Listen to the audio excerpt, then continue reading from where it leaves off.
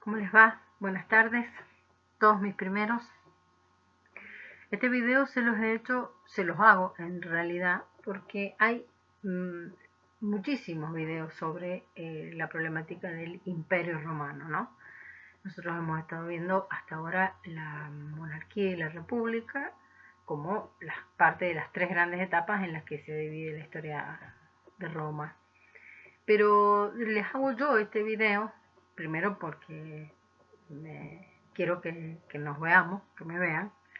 Pero segundo, para simplificar algunas cuestiones que por ahí, a lo mejor en algunos otros videos, que yo sé que ustedes por ahí buscan videos alternativos a lo que tengan que leer, yo les van a tener este video obviamente a disposición. Hay como mucha confusión, digamos. La idea no es complicar las cosas, sino facilitarlas. El Imperio Romano tiene como una larga historia, porque si bien arranca en el siglo I antes de Cristo, nosotros podríamos decir, técnicamente lo que corresponde es que el Imperio Romano termina de disolverse en el siglo XV. Quiere decir que estamos hablando de 1600 años de historia imperial de Roma. Súmenle a eso los 400 años de la época republicana y súmenle a eso los 300 años de la etapa monárquica. Estamos hablando de una estructura temporal de una sociedad súper extensa, por lo tanto muy compleja y por lo tanto muy variable. No es que son 2000 años de historia, 1500 años de historia que fueron absolutamente iguales. Ya vimos nosotros los cambios que se produjeron de la monarquía a la república. Bueno, ahora la idea es que podamos introducir que esa crisis de la república, que pone en jaque todas las magistraturas romanas que hasta ese momento habían estado vigentes, activan la magistratura de la dictadura. Acuérdense que la dictadura era una de las magistraturas que legalmente estaba contemplada en el derecho romano como una institución de emergencia para una situación de crisis interna. En realidad va a ir como perpetuándose, porque en realidad la magistratura de la dictadura no se va a disolver, y va a aparecer una figura de un único sujeto que concentre todo el poder y que sea el responsable de la reorganización de la clase política, de la vida económica, de la infraestructura material que necesitaba el imperio. Más allá de los nombres, ustedes saben que ese primer emperador es Augusto, ¿no? Es Octavio y va a tomar su nombre imperial. Esto lo digo acá, porque a veces no aparece, y me lo han preguntado muchas veces, ¿por qué tienen un nombre y después cambian? Porque en realidad se construye una dinastía de emperadores que reciben nominaciones nuevas, digamos. Es como decir, bueno, vos tenés tu nombre original que te pusieron tus padres, pero si te convertís en emperador romano, adquirís un nuevo nombre. Como a veces pasa con los papas. No sé si ustedes saben, pero bueno, para alguno eh, que sea que profese la fe cristiana, saben que los papas cambian de nombre, ¿no? Bueno, esto al margen. Empezamos el imperio con este personaje muy particular, que va a ser Augusto. Digo muy particular porque va a tener una inteligencia suprema, porque era imposible, por la tradición histórica y política de Roma, deshacerse del Senado. Y en realidad era lo que estaba haciendo Augusto. Y era lo que venía haciendo Julio César durante la dictadura, y cuando él no sea ante la dictadura se produce su asesinato. Pero en realidad estaban disolviendo esa idea del gobierno colectivo, del gobierno de muchos, y de entre esos muchos el gobierno de los patricios, no eran cualquiera. Entonces Augusto sabe que no puede así sacarse al Senado como si fuera una pelucita en el hombro, y él acepta, digamos, gobernar o como co-gobernar con el Senado. Eventualmente el Senado va a convertirse en un instrumento que no va a tener ningún poder. Pero él no confronta con los senadores para poder sostenerse en el poder. Esta primera etapa, digamos, del imperio con Augusto, hasta su muerte, ellos permanecían en el poder hasta su muerte o hasta que alguien los derrocara, digamos, si tenían alguna guerra interna. va a ser una etapa que se la conoció como la etapa de la Pax Romana. Es una etapa en donde prácticamente no hay guerras, lo cual es notorio, digamos, para un imperio que estaba en plena expansión, pero también va a ser conocido por todo el trabajo que Octavio va a hacer en la propia Roma, ¿no? Con el desarrollo de la arquitectura, de la escultura, con el embellecimiento de Roma, ¿no? Van a sucederse varias dinastías hasta que a partir del siglo III, del siglo IV, las fronteras del imperio, ¿sí? Se suceden varias dinastías, les decía, ¿no? Las Julio-Claudianas, Flavianas, Antoninas. Bueno, lo van a ir leyendo en la bibliografía. Yo quiero llegar por ahí a los momentos así como claves y medulares. Cómo empieza el imperio, cómo se va desarrollando a través de estas dinastías con distintas características. Y quiero que en el medio de todo esto ustedes entiendan que en el año 33 después de Cristo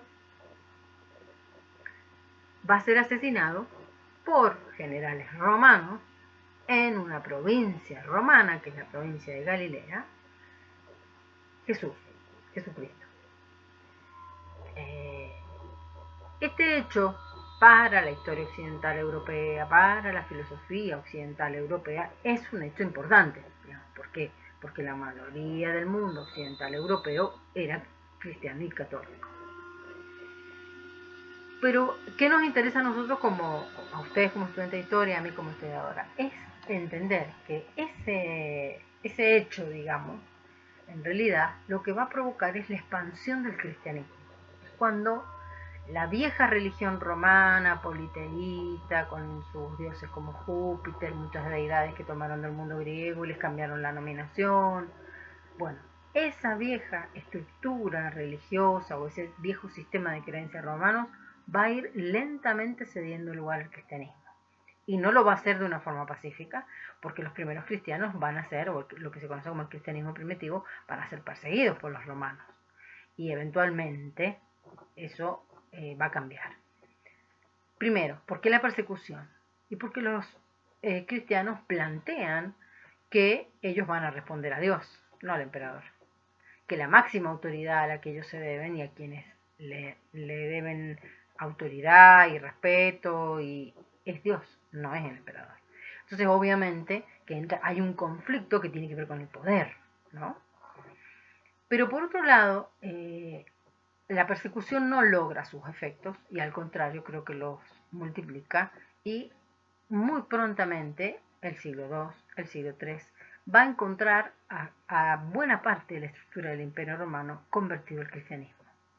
Desde la clandestinidad inicial y eventualmente va a ser un proceso social que no tuvo forma de ser detenido por parte de las autoridades romanas. Entonces van a tomar una decisión estratégica, que va a ser convertir al Imperio Romano al cristianismo.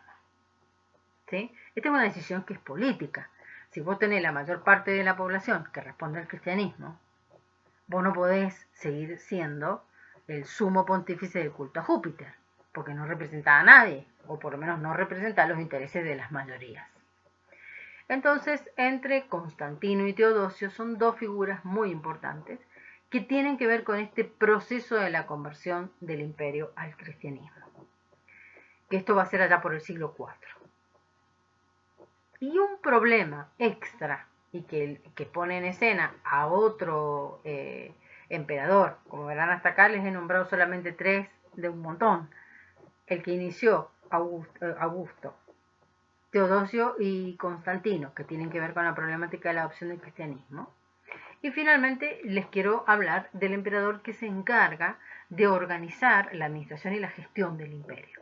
¿Por qué? Porque este imperio, no hace falta que yo se lo diga, pero lo hemos visto en los mapas ya en la República y vamos a seguir viéndolo acá en la etapa imperial, tiene una extensión que hace que prácticamente sea ingobernable. Entonces se toma la decisión de dividirlo en dos. El Imperio Romano de Occidente, con capital en Roma, y el Imperio Romano de Oriente, con capital en Constantinopla. que luego va a ser cambiada de nombre y la vamos a encontrar nosotros allá en la Edad Media como Bizancio, que es básicamente en la zona de Turquía, próxima a Estambul. Entonces ustedes tienen ya esta división. Por eso es que yo les decía que técnicamente el Imperio Romano empieza en el siglo I y termina en la caída de Constantinopla, producida por los turcos en 1453, que es el siglo XV. ¿Sí? Pero el Imperio Romano de Occidente cae en el siglo V, en el 476, por un montón de razones internas, pero también por razones externas, como es la llegada de los pueblos bárbaros o la llegada de los pueblos que hablaban otro barbar, como le decían los romanos, de los pueblos indoeuropeos, germanos, francos, visigodos, ostrogodos, vándalos, una serie de pueblos que vivían en los lindes, digamos, del imperio, en las fronteras del imperio, fuera del imperio, pero que venían penetrando el imperio lentamente. Imagínense que no es un proceso que se da de la mañana a la noche, ni de un día para el otro, sino que llevaban siglos presionando y presionando las fronteras del imperio, siendo contenidos por diferentes estructuras del ejército que se dividían para sostener esta presión de estos pueblos, que eran pueblos nómades, ¿no? Pero finalmente van a producir la caída del imperio cuando uno de estos pueblos, el pueblo de los Érulos, con H, y con su jefe Odoacro, invada Roma, entre a Roma, y logre que el último emperador del Imperio Romano de Occidente, Rómulo Augustulo, se rinda ante el poder de Odoacro. Y allí empieza otra etapa, que es la etapa de la Edad Media, que ya veremos. Pero bien, retomo, chiquitito, y que quede claro. La estructura imperial general es la amplia, la del siglo I al siglo XV. Pero tenemos que hacer una diferencia entre este Imperio Romano de Occidente, que es vencido y derrotado primero en el siglo V por muchas causas, entre ellas por la llegada de los pueblos bárbaros, y la caída de Constantinopla en poder de los turcos en el siglo XV. Es como primero cae el Imperio Romano de Occidente y después cae el de Oriente. Pero la historia imperial es una sola. Bueno, espero que estos aspectos que por ahí no están tan claros en los manuales o en la bibliografía les hayan quedado claros y bueno, vamos a seguir con esa tarea. Cuídense mucho, les mando un gran cariño a todos, pórtense bien y bueno, ya nos estaremos viendo. A lo mejor nos mimamos otra vez y nos hacemos otro vivo de Instagram o hacemos lo de la plataforma. Ya vamos. Yo ya estoy en campaña de averiguar eso porque me comprometí con ustedes a hacerlo y lo estoy haciendo. Bueno, chao.